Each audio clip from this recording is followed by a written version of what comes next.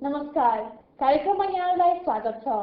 नेपालको कुल जनसङ्ख्या करिब 2 करोड 65 लाख पुगेको केन्द्रीय तथ्याङ्क विभागले सार्वजनिक गरेको छ। यता काठमाडौँ सबैभन्दा बढी जनघनत्व भएको जिल्ला भएको छ। चालु आर्थिक वर्षको 3 महिनामा शोधनान्तर बचत र विदेशी विनिमय सञ्चितमा 2 महिनाको तुलनामा कमी आएको छ। आजको कार्यक्रममा हामी आधार ब्याज दर देश क्षेत्रले वाणिज्य ब्याङ्कहरूको प्रतिस्पर्धात्मक क्षमता वृद्धि, एसिया ओसियाना क्षेत्रका लेखामान तर्जुमाकार समूहको 4औं वार्षिक बैठक राजधानीमा सम्पन्न, अस्ति कर रुपैयाँको प्राथमिक सेयर निष्कासन लगायत साताका थप आर्थिक गतिविधिहरू लिएर प्रस्तुत भएका छौँ।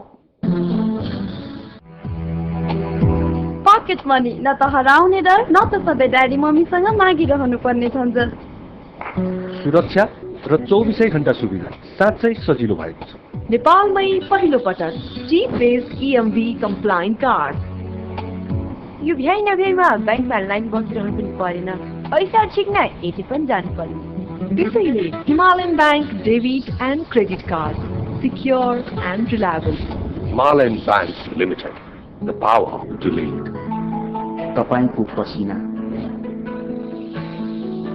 पनि सफलता, तपाईको धैर्य अनि सौगात, तपाईको अभ्यास पनि पूर्णता। तपाईँ जो भए पनि, तपाईको सपना जे भए पनि, हाम्रो सरकार तपाईसँग। Nepal investment bank, truly the Nepali bank. शुरुआत हो यो सञ्चयको, समृद्धिको।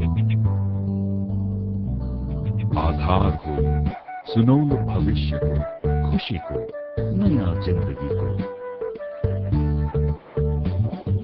माध्यम हो यो देशको विकासको, प्रगतिको।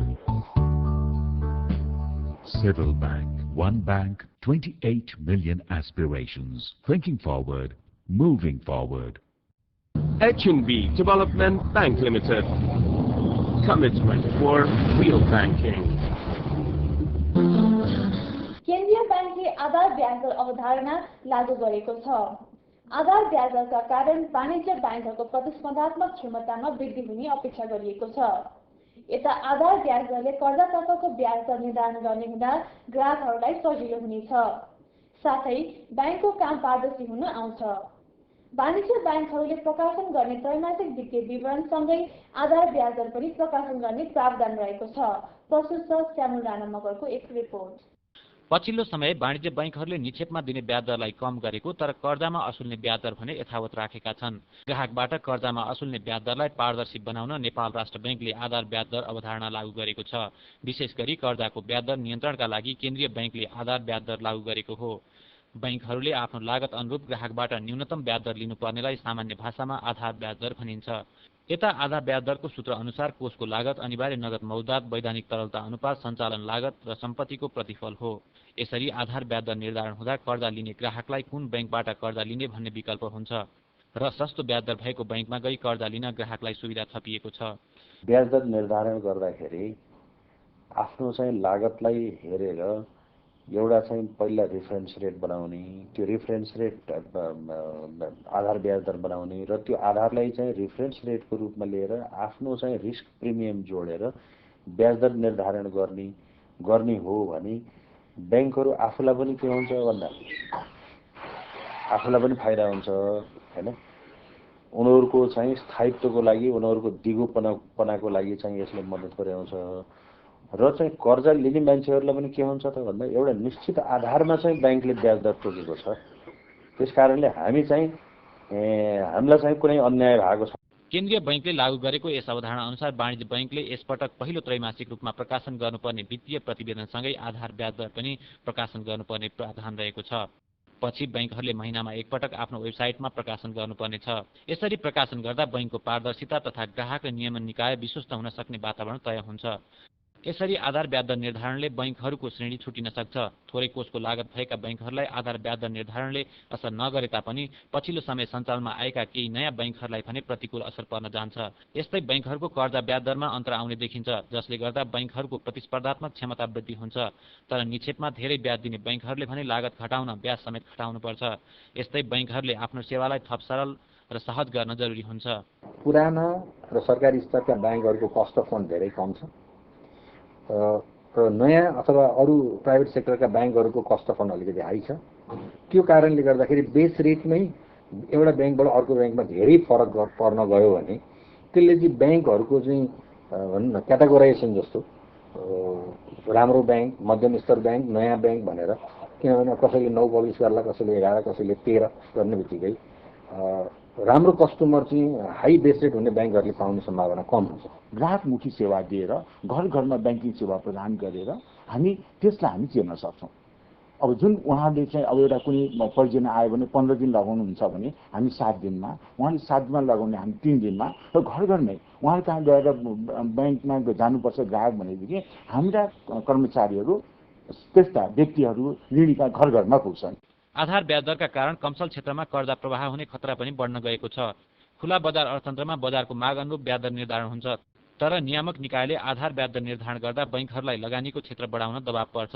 यता आधार ब्याज दर भन्दा कममा कर्जा प्रवाह गर्न नमिल्ने हुँदा बैंकहरूलाई लगानीकर्ताको व्यवस्थापन गर्न पनि कठिनाइ हुन्छ।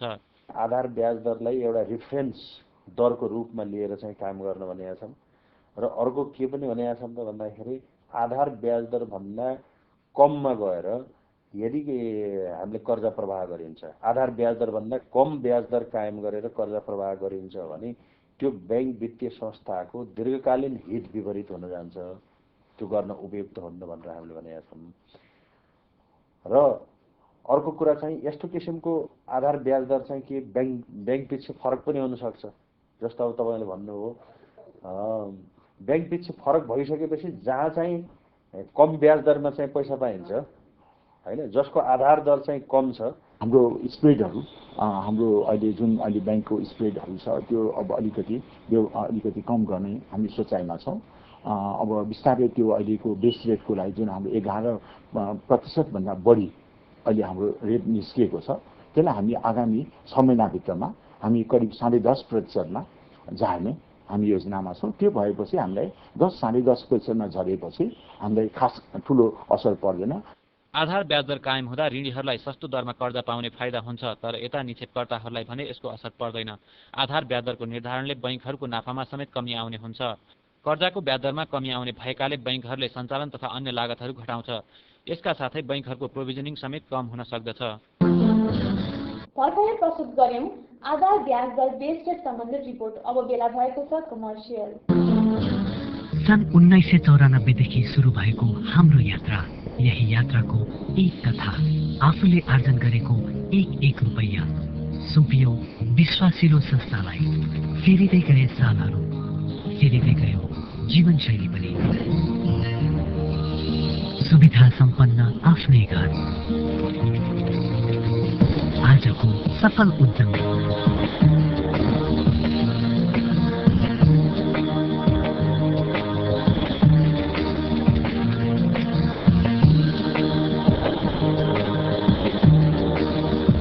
सफलताका कथाहरू अरू पनि छन्। अब कथा तपाईको। एनबी बैंक, हामी सबैको बैंक। आशा दरिलो भरोसाको, लक्ष्य सफलता प्राप्तिको, आकांक्षा दिलको खुसीको, सामना हरेक चुनौतीको, अपेक्षा उज्जवल भविष्यको। Be okay for the future. जीवनको हरेक मोडमा, हरेक पाइलामा बिओके छ तपाईको साथमा। अब हामी हौ बैंक अफ द इयर 2011 नेपालको लागि। Bank of Kathmandu, we make your life easier. Asia Oceania क्षेत्रका लेखामान तर्जुमाकार समूहको 4औं वार्षिक बैठक राजधानीमा सम्पन्न भएको छ। उक्त बैठकमा वित्तीय उपकरण, आयको गणना, पट्टा लगायतका प्रचलनमा रहेका मानहरू तथा यी विषयहरूमा गर्नुपर्ने पुनरावलोकनका सम्बन्धमा छलफल भएको थियो। प्रस्तुत छ एक छोटो रिपोर्ट। एसिया ओसियाना क्षेत्रका लेखामान तर्जुमाकार समूहको 4औं वार्षिक बैठक राजधानीमा सम्पन्न भएको छ। उक्त बैठकमा वित्तीय उपकरण, आयको गणना, पट्टा लगायत प्रचलनमा रहेका मानहरू तथा यी विषयमा गर्नुपर्ने पुनरावलोकनका सम्बन्धमा छलफल भएको थियो। मुलुकमा बहुराष्ट्रिय कम्पनीहरूको लगानीका लागि अन्तर्राष्ट्रिय लेखामानको मापदण्ड नेपालमा लागू गरिने बैठकको उद्घाटन सत्रमा अर्थमन्त्री वर्षमान पुनले बताउनु भएको छ। यस्तै कार्यक्रममा मन्त्री पुनले अन्तर्राष्ट्रिय स्तरमा हाम्रो लेखामान अवलम्बनका लागि सरकार प्रयासरत रहेको पनि जानकारी दिनुभएको छ। There are still several gaps between the Nepal accounting standards and the international standards, owing to resource limitation and lack of technical skills. We need to harmonize our accounting standards with the international standards in order to attract foreign investors in Nepal. Yes Asia Oceania क्षेत्रका लेखामान तर्जुमाकार समूहमा 25 मुलुक सदस्य रहेका छन् भने बैठकमा 19 राष्ट्रहरूको सहभागिता रहेको थियो। राजधानीमा 3 दिनसम्म सञ्चालित उक्त बैठकले नेपालमा अन्तर्राष्ट्रिय वित्तीय प्रतिवेदन मान IFRS उत्कृष्टता केन्द्र खोल्ने प्रस्ताव अनुमोदन गरेको छ। यस उत्कृष्टता केन्द्रको स्थापनासँगै एसिया ओसिनिया क्षेत्रका लेखामान तर्जुमाकार समूहले नेपालमा अन्तर्राष्ट्रिय जगतमा भएका लेखामान र वित्तीय प्रतिवेदनको प्राविधिक तालिम दिने जनाएको छ। साथै यस केन्द्रले नेपालको लेखामान र वित्तीय प्रतिवेदनको हिसाबलाई अन्तर्राष्ट्रिय स्तरको बनाउन मद्दत गर्ने बताइएको छ। Our focus is on the Nepalese Accounting Standards Board and the people around that board, trying to ensure that their technical knowledge and their knowledge of standard setting is as high as it can be, and then that should fit into the wider strategy that the Nepalese Accounting Standards Board and others are developing for the transition. So we're part of that, but we're concentrating on the board as being the principal change agent in the country. And in doing that, what we will be able to do is to bring educational materials and experts to Nepal to deliver intensive training. विभिन्न किसिमका training प्रोग्राम्सहरू सञ्चालन गर्छौँ। त्यो हामीले regulatory बोडीसँगको सामञ्जस्य हामी गर्छौँ हैन। किन अल्टिमेटली त गएर रेगुलेटरी बोडीले हेर्ने हो नि हैन कि त्यो अकाउन्टिङ स्ट्यान्डर्ड्सहरू चाहिँ लागू भएको छ कि छैन हैन। अडिटर्सहरूले चाहिँ प्रोपरली चाहिँ लागू भएको नभएको भन्ने कुरा आफ्नो अडिट रिपोर्टहरूमा उल्लेख गरेको छ कि छैन हैन। त्यो कारणले गर्दा अब अकाउन्टिङ स्ट्यान्डर्ड बोर्डले लागू भयो कि भएन भन्ने कुरा हामी गएर हेर्ने होइन। हामी रेगुलेटरी बोडी छैन हैन। हामी त कुनै बेला हामी स्याम्पलिङ बेसिसमा हामी रिसर्च गरौँला के छ त अवस्था इम्प्लिमेन्टेसनको हैन। तर हामी रेगुलेटरी बोडी भएर उनीहरूको चाहिँ हेर्ने काम चाहिँ हाम्रो होइन, त्यो रेगुलेटरी बोडीको हैन। त्यो हिसाबले रेगुलेटरी बोडीसँग हामी जस्तो राष्ट्र ब्याङ्क भयो, बीमा समिति भयो, धितोपत्र बोर्ड हो होइन, हामीहरू चाहिँ एकदम क्लोजली हैन यो सेन्टर अफ एक्सलेन्सले क्लोजली सहकारी भएर जस्तो आइक्यान भयो होइन, इन्स्टिट्युट भयो, अब रेगुलेटरी बोडीको पनि हामी एउटा क्लोजली कोअर्डिनेसन गरेर हैन हामी अगाडि बढ्यौँ।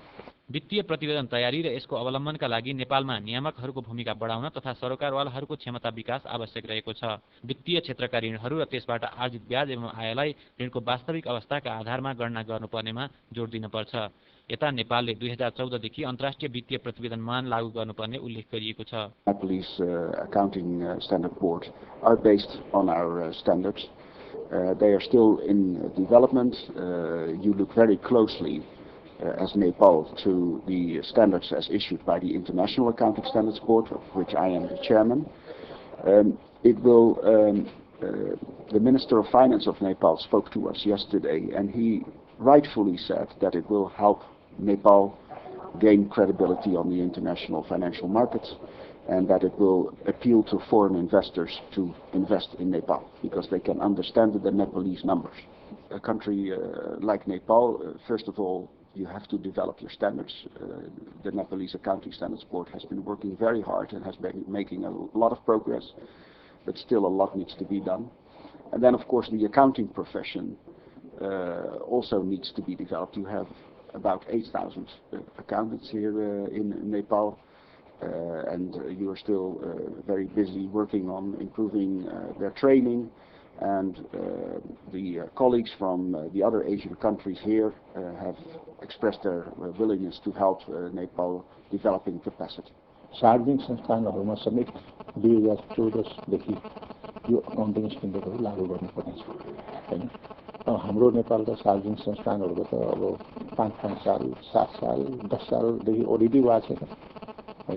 म त एउटा के देख्छु भने साथै संस्थानहरूमा यो अन्तर्राष्ट्रिय लेखा मानकहरू लागू गर्नु भनेको एउटा ठुलो नै च्यालेन्ज हो हैन। त्यो संस्थान आफूलाई पनि हो हैन, यो नियमनकारी निकायको लागि पनि हो हैन। तर के भनेदेखि 2014 देखि लागू भयो भन्ने घोषणा त डेफिनेटली भइहाल्छ त्यो हैन। त्यो अनुसारले चाहिँ उनीहरूले चाहिँ अब स्थिति अनुसारले उनीहरूले त्यसतिर चाहिँ अब कुनै संस्थानले गर्न सक्छ। जस्तो प्राधिकरण भयो, दूरसञ्चार, उनीहरू क्यापेबल छन् त हैन। त्यस्ता क्यापेबल भएका संस्थानहरूले फलो गर्छ डे वानदेखि। अनि जसको अहिले क्यापेबिलिटी छैन उनीहरूलाई चाहिँ प्रोपर ट्रेनिङ दिएर हैन, उनीहरूलाई चाहिँ एउटा यो पाथवेमा लानुपर्ने हुन्छ। बैठकमा सहभागी विभिन्न देशहरूले अपनाउँदै आएको अन्तर्राष्ट्रिय लेखामानका बारेमा प्रस्तुति दिएका थिए। यस्तै बैठकमा सहभागीहरूको लेखामान र वित्तीय प्रतिवेदन व्यावहारिक हुनुपर्नेमा जोड रहेको थियो। हामीसँग विदेश राउन्ड तथा थप सामग्री अघि बाँकी छन्, तर त्यसभन्दा अगाडि छोटो ब्रेक।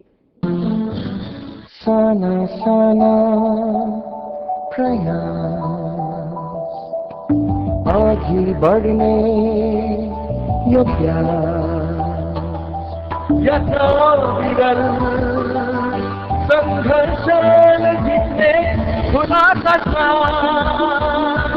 खुलेर हुने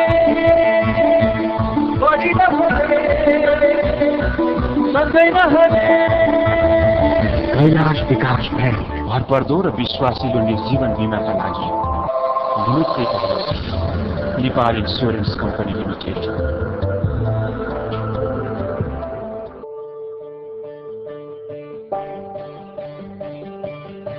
विदेशमा मेहनत गर्ने नेपाली हात जब आयनी गर्छ, यहाँ जिन्दगी पाउँछन् नौला आशाहरूले, अधुरा सपनाहरूले, सास फेर्छन् नयाँ व्यवसायहरूले, नवीन विकासहरूले।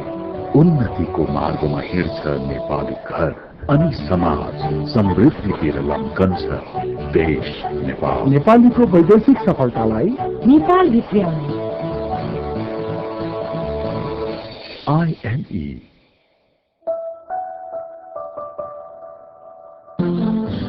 चालू आर्थिक वर्षको पहिलो त्रैमासिकमा वाणिज्य ब्याङ्कहरूले 3 अर्ब 81 करोड रुपैयाँ खुद मुनाफा आर्जन गरेका छन्। यता सन् 2012 का लागि स्ट्यान्डर्ड चार्टर्ड ब्याङ्क नेपाल लिमिटेडले ब्याङ्क अफ द इयरको उपाधि पाएको छ। यस्तै सिभिल ब्याङ्क लिमिटेडले मङ्सिर 25 गतेदेखि 80 करोड रुपैयाँको साधारण सेयर निष्कासन गर्ने भएको छ। सतर्क अन्य आर्थिक गतिविधिहरूको सङ्गालो बिजनेस राउन्डअप। चालू आर्थिक वर्षको पहिलो त्रैमासिकमा सोधनान्तर 35 करोड रुपैयाँले बचतमा रहेको छ, जबकि चालू आर्थिक वर्षको पहिलो 2 महिनामा सोधनान्तरको स्थिति 3 अर्ब 82 करोड रुपैयाँले बचतमा रहेको थियो। चालू आर्थिक वर्षको दोस्रो र तेस्रो महिनाको तुलनामा सोधनान्तर बचत 3 अर्ब 47 करोड रुपैयाँले घाटामा रहेको छ। वस्तु र सेवाको आयातमा भएको वृद्धिका कारण चालू खाता घाटामा रहेको हो। यस्तै समीक्षा अवधिमा विदेशी मुद्रा सञ्चित पहिलो 2 महिनाको तुलनामा करिब 16 अर्ब रुपैयाँले कमी आएको छ। तर चालू आर्थिक वर्षको 3 महिनामा राजस्व सङ्कलन भने गत आर्थिक वर्षको सोही अवधिको तुलनामा 31.1% वृद्धि भई 51 अर्ब 45 करोड रुपैयाँ रहेको छ। चालू आर्थिक वर्षको 3 महिनाको अवधिमा मुद्रास्फीति 10.5% रहेको छ। यता सरकारले विकास निर्माणमा खर्च नबढाएका कारण मूल्य वृद्धिको असर देखिएको हो। साथै सोही अवधिमा ब्याङ्क तथा वित्तीय संस्थाहरूको निक्षेप 2.5% वृद्धि भई 24 अर्ब 97 करोड रुपैयाँले बढेको छ भने कर्जा तथा लगानी 5.4% वृद्धि भई 5 अर्ब 79 करोड रुपैयाँले बढेको छ, जसमध्ये ब्याङ्क तथा वित्तीय संस्थाहरूको कर्जा प्रवाह औद्योगिक क्षेत्रतर्फ 10 अर्ब 64 करोड रुपैयाँले बढेको छ। चालू आर्थिक वर्षको असोज मसान्तमा नेप्से परिसूचक 427.3 बिन्दुमा रहेको थियो। यसैगरी नेप्से मङ्सिरको 5 गते 500 बिन्दुमाथि उक्लेर पुनः घट्न थालेको छ। प्रधानमन्त्री डाक्टर बाबुराम भट्टराईले राजनैतिक सहमति जुटाई चुनावमा जाने बताउनु भएको छ। उक्त कुरा नेपाल आर्थिक पत्रकार समाज सेजनको 15औं वार्षिक उत्सवको कार्यक्रममा बताउनु भएको हो। यस कार्यक्रममा सेजनका 4 उत्कृष्ट पत्रकारहरूलाई पुरस्कार दिएको छ। ग्लोबल आइएमए ब्याङ्कले नेपालगञ्जमा 63औं शाखा विस्तार गरेको छ।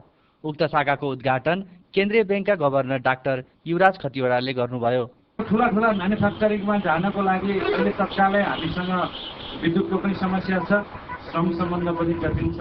त्यसो हुनाले कृषिबाट लगानी गरेर हामी तत्कालीन लाभ लियौँ।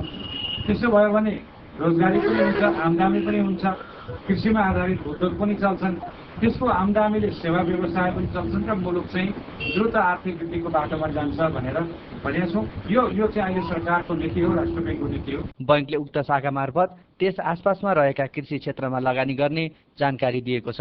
बाली उत्पादनदेखि लिएर उनीहरूले उत्पादित चाहिँ जुन प्रोडक्टलाई चाहिँ मार्केटमा पुर्याउने अवस्थासम्मको लागि जुन चाहिने जे जति पनि भन्नाले लोन फेसिलिटीहरू चाहिन्छ त्यो दिने उद्देश्यले वास्तवमा पर्टिकुलर त्यसैलाई नै प्रायोरिटी दिएर यो ब्रान्च चाहिँ सुरु गरेको चाहिँ अवस्था चाहिँ हो हामीले। बैंकले चालु आर्थिक वर्षको प्रथम त्रैमासिकमा खुद मुनाफा 8 करोड 38 लाख रुपियाँ आर्जन गरेको छ।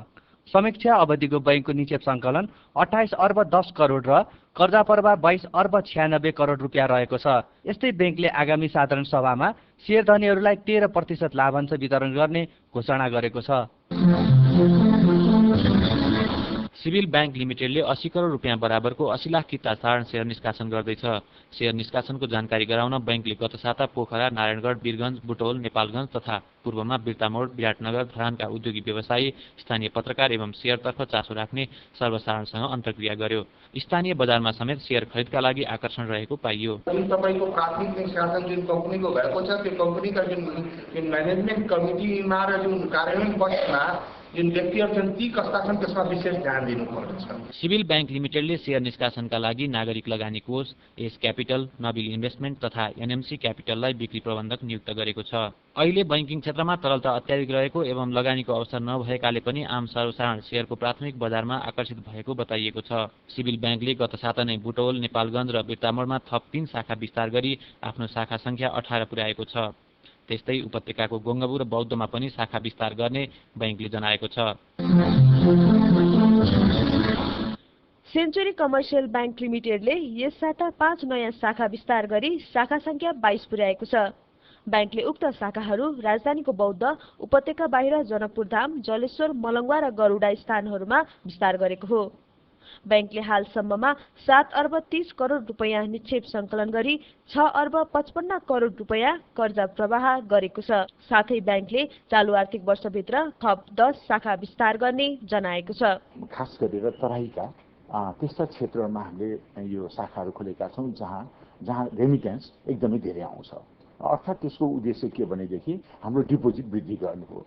अहिलेका जे जति शाखाहरू छन् त्यसमा खास गरेर त्यसबाट धेरै डिपोजिटहरू अहिले सङ्कलन हुने सम्भावनाहरू त्यति धेरै छैन र त्यस कारणले गर्दाखेरि हामीले तराईका ती क्षेत्रहरू जहाँ डिपोजिटहरू बढी हुन सक्छ, डिपोजिट बढी सङ्कलन हुन सक्छ त्यस्ता क्षेत्रहरू छानेका छौँ र त्यसै कारणले हामीले ती क्षेत्रमा खास गरेर तराईका 4वटा जिल्लाहरूमा हामीले खोलेका हौँ। मङ्सिर 12 गतेसम्म कुरा गर्दा 7 अर्ब 31 करोड हाम्रो डिपोजिट भएको छ भनेदेखि 6 अर्ब 58 करोड हाम्रो यतापट्टि लगानी भइसकेको छ र अब हामी पुष मसान्तसम्ममा हामी करिबमा 3 करोड जति 2 देखि 3 करोड हामी प्रफिट गर्ने हिसाबमा हामीले अहिले हाम्रो काम भइरहेको छ। बैंकले हाल मुख्य कार्यालय लगायत अन्य 3 शाखा मार्फत सुनचाँदी कर्जा सेवा दिँदै आएको छ। यस्तै बैंकले हाल अस्पताल, जलविद्युत सेवा व्यवसाय, घरेलु तथा साना व्यवसाय लगायतमा लगानी गरिरहेको बताएको छ। साथै बैंकले सेन्चुरी रेमिट मार्फत युएई, कतार र कुवेतबाट विप्रेषण भित्राउँदै आएको छ। विभिन्न बैंकहरूसँग मिलेर संयुक्त लगानीमा हाम्रो 3टा 4वटा हाइड्रो पावरमा लगानी छ, सिमेन्ट उद्योगमा लगानी छ, हस्पिटलमा लगानी छ र अरू सम्पूर्ण किसिमका साना घरेलु तथा साना उद्योगहरू, मझौला उद्योगहरूमा लगानी छ र खास गरेर हाम्रो सेवा व्यवसायमा हामी बढी फोकस गरेका छौँ। साना अर्थात् हाम्रो 1 करोड भित्रका कर्जाहरू 10-15 लाख 20 लाखदेखि लिएर 1 करोडका भित्रका कर्जाहरूमा हाम्रो बढी फोकस छ र जसले गर्दाखेरि अब एउटा दुईटामा कुनैमा समस्या आयो भने पनि समग्र बैंकलाई समस्या ग्रस्त हुन दिँदैन। बैंकले नयाँ शाखा उद्घाटनको अवसरमा खाता खोल्ने ग्राहकहरूका लागि 1 सातासम्म नेपाल टेलिकम र एनसेलको 100 रुपियाँको रिचार्ज कार्ड निशुल्क दिने जनाएको छ। अन्नपूर्ण विकास बैंक लिमिटेड र सूर्यदर्शन फाइनान्स लिमिटेड मर्ज भई सुप्रिम डेभलपमेन्ट बैंकको नामबाट सञ्चालनमा आएको छ। कोटेश्वरको 3 कुनेबाट सञ्चालनमा आएको उक्त कर्पोरेट शाखाको उद्घाटन नेपाल राष्ट्र बैंकका गभर्नर डाक्टर युवराज खतिवडाले गर्नुभयो। बैंकले चालु आर्थिक वर्षको कार्तिक मसान्तसम्ममा 1,74 करोड रुपियाँ निक्षेप सङ्कलन गरी 1,52 करोड रुपियाँ कर्जा लगानी गरेको छ। हामीले चाहिँ दुईटा संस्था बनाएर अनि अब नेसनल लेभलको बनायौँ। नेसनल बनाइसकेपछि अब हाम्रो यो कार्ययोजना चाहिँ के छ भने हामी विशेष गरी सहरीकरणमा भन्दा पनि गाउँतिर पस्ने हाम्रो टार्गेट छ। बैंकले आगामी दिनमा उपत्यकाका भक्तपुर, ललितपुर र उपत्यका बाहिर मोरङ, झापा, पोखरा र गोर्खागरी 6 स्थानमा थप शाखा सञ्चालनमा ल्याउने तयारी गरिरहेको छ। सुप्रिम डेभलपमेन्ट बैंकले कृषि एवं साना तथा मझौला उद्योगलाई प्राथमिकतामा राखेर लगानी गर्ने बताएको छ। अहिलेको प्रमुख पहल चाहिँ रिकभरीलाई द्रुत गतिमा लगेर एनपीएल हाम्रो घटाउने र त्यसको साथसाथै नयाँ सेक्टरमा लेन्डिङ प्रवाह गर्ने र नयाँ सेक्टरमा हामीले एसएमई लोनलाई फोकस गरेका छौँ र त्यसको साथसाथै अटो लोन, होम लोन भयो। अब आउने दिनहरूमा पनि कृषिलाई हामी फोकस गर्छौँ र प्रोडक्टिभ सेक्टरमा हामीहरू जान्छौँ र त्यस्तै डिप्राइभ सेक्टरलाई पनि हामीले प्राथमिकता दिएर अगाडि बढिरहेका हामी छौँ। सुप्रिम डेभलपमेन्ट बैंकको चुक्ता पुँजी 77 करोड 20 लाख रुपियाँ रहेको छ। भागेश्वरी डेभलपमेन्ट बैंक लिमिटेडको 7औं वार्षिक साधारण सभाले शेयर धनीहरूलाई 16.50% बोनस सेयर दिनु भएको छ। यस बोनस सेयर वितरणपछि बैंकको चुक्ता पुँजी 24 करोड रुपियाँ भन्दा बढी पुग्ने जनाइएको छ। बैंकले हालसम्ममा 1,60 करोड रुपियाँ निक्षेप सङ्कलन गरी 1,50 करोड रुपियाँ कर्जा प्रवाह गरेको छ। 7औं वार्षिक सभा मार्फत प्रस्ताव गरिएको 16.50% बोनस सेयर आजको साधारण सभाले स्वीकृत गरेको छ। सो पश्चात यस बैंकको चुक्ता पुँजी 24 करोड भन्दा बढी पुग्नेछ र आगामी 2 महिना पश्चात पुनः आर्थिक वर्ष 68-69 को मुनाफाको लागि हामीहरूले अडिटको कार्य सम्पन्न गरिसकेका छौँ र उक्त मुनाफा केवल 2-3 महिना पश्चात आठौं साधारण सभा मार्फत हामीले दिने तयारीमा हामी अब तुरुन्तै लाग्नेछौँ। बैंकको 3 जिल्ला कार्यक्षेत्र रहेकोमा पुँजी वृद्धि सहित आफ्नो कार्यक्षेत्रलाई सुदूरपश्चिमाञ्चल लगायत ग्रामीण क्षेत्रमा विस्तार गर्ने लक्ष्य लिएको छ। बैंकको हाल केन्द्रीय कार्यालय सहित 10 शाखा सञ्चालनमा रहेका छन्। साथै बैंकले 365 दिने बैंकिङ, एबीबीएस, रेमिटेन्स लगायतका सेवाहरू दिँदै आएको छ। यस बैंकको हाल 3 जिल्लामा कार्यक्षेत्र रहेकोमा पुँजी वृद्धिसँगै कार्यक्षेत्र विस्तार गरी 10 जिल्लाको कार्यक्षेत्र विस्तारको प्रस्तावलाई पनि यस साधारण सभाले स्वीकृति गर्नेछ र सो पश्चात मध्य तथा सुदूरपश्चिमाञ्चलको बैंक तथा वित्तीय सेवा नपुगेका स्थान जिल्लाहरूको पहिचान गरी सर्वसाधारणको लागि वित्तीय सेवा तथा पहुँच पुर्याउने कार्यमा यस बैंकको प्राथमिकता रहनेछ। भागेश्वरी डेभलपमेन्ट बैंक लिमिटेडले साङ्ग्रिला विकास बैंकसँगको मर्जरको प्रक्रियालाई आधिकारिक रूपमा अघि बढाउने जनाएको छ। मेट्रो डेभलपमेन्ट बैंक लिमिटेडले शेयर धनीहरूलाई 10% नगद लाभांश र 6% बोनस सेयर दिनुभएको छ। उक्त प्रस्तावलाई बैंकको पोखरामा सम्पन्न तेस्रो साधारण सभाले पारित गरेको हो। चालु आर्थिक वर्षको पहिलो त्रैमासिकमा बैंकले 38 लाख रुपियाँ खुद मुनाफा आर्जन गरेको छ। समीक्षा अवधिमा बैंकको निक्षेप सङ्कलन 81 करोड रुपियाँ र कर्जा प्रवाह 69 करोड 25 लाख रुपियाँ रहेको छ। सर्वसाधारणको लागि छुट्याएको सेयर निष्कासन गरेपछि यो पहिलो वार्षिक साधारण सभा थियो र यो वार्षिक साधारण सभामा सर्वसाधारणको तर्फबाट प्रतिनिधित्व गर्ने 2 जना सञ्चालकहरूको प्रतिनिधित्व हुनुपर्ने थियो र त्यो चाहिँ भइसकेको छ।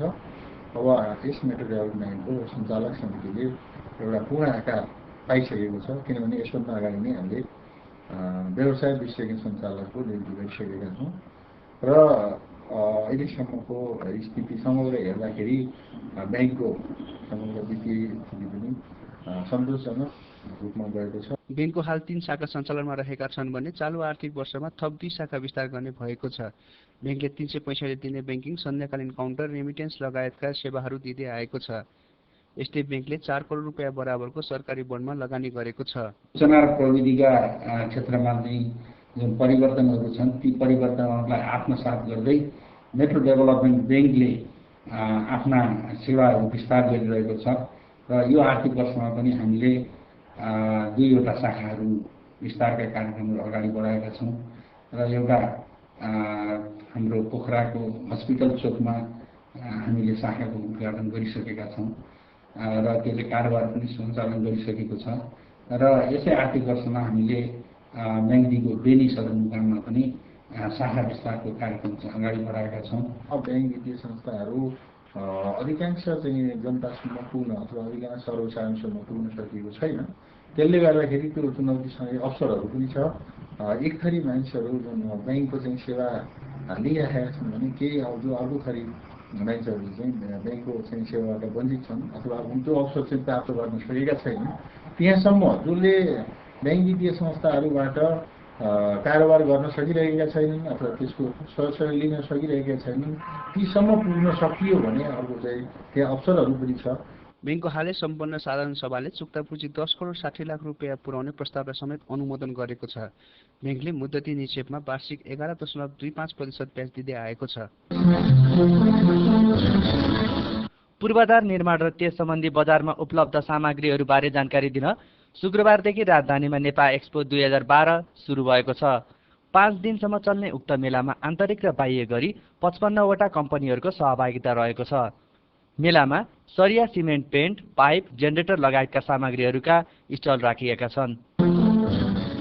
दर्शकवृन्द, हाम्रो कार्यक्रमको आजको निर्धारित समय सकिसकेको छ। म लगायत सम्पूर्ण युनिटलाई बिदा दिनुहोस्। नमस्कार।